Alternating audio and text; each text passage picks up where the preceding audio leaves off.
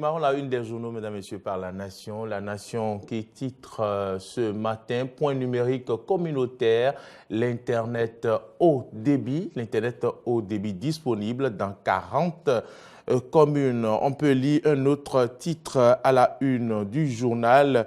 C'est bien sûr Gaston Dossoui, ministre de l'Agriculture, de l'Élevage et de la Pêche. Nous menons une politique de durabilité dans la production. C'est ce que titre La Nation de ce matin. Nous allons passer à une autre une. Nous allons passer à la une du journal Les 4 vérités. Les 4 vérités titre ce matin Cour constitutionnelle des innovations de Joseph Djogbenou.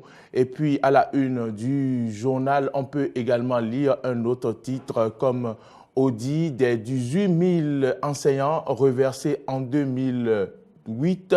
Les faux diplômés seront balayés de l'administration publique. Le gouvernement Talon invité à trouver un mécanisme pour décourager les détenteurs de diplômes falsifiés. Clarification après l'obtention du récépissé de son parti et sa publication au journal officiel. L'on peut lire à la une du journal Les 4 vérités. L'UDBN est bel et bien de la mouvance d'ici l'honorable Claudine Prudencio, en privilégiant le dialogue politique initié par le chef de l'État, l'Union démocratique pour un Bénin nouveau, en tant que parti politique, participera aux élections. C'est ce qu'on peut retenir de l'UDBN à la une du quotidien, Les 4 vérités. Nous allons passer à un autre quotidien. Cette fois-ci, ce sera le matinal. Le matinal qui titre Première notation financière par Bloomfield Investment Corporation, le Bénin, une économie rassurante. Le Bénin, une économie rassurante. Après le drame sur le lac Aimé, le gouvernement compatit et prend ses responsabilités. À la une d'un autre quotidien, cette fois-ci, ce sera Matin Libre. L'on peut lire délivrance de certificats de conformité. À quand finalement le tour des FCBE, USL, PCB, etc. Une interrogation à la une du journal. Le journal titre également Bénin. Pourquoi Talon en veut à Yahi selon Soglo? C'est ce que titre Matin Libre de ce mercredi. À la une de Fraternité, transport fluviaux lagunaires, le goût du risque sur le lac Nokwe. Des réformes s'imposent. C'est à la une du quotidien Fraternité, animation de la vie politique. Abraham Zizidohwe, une démission peu anodine. Le journal parle également de l'accès à l'Internet à haut débit aux populations.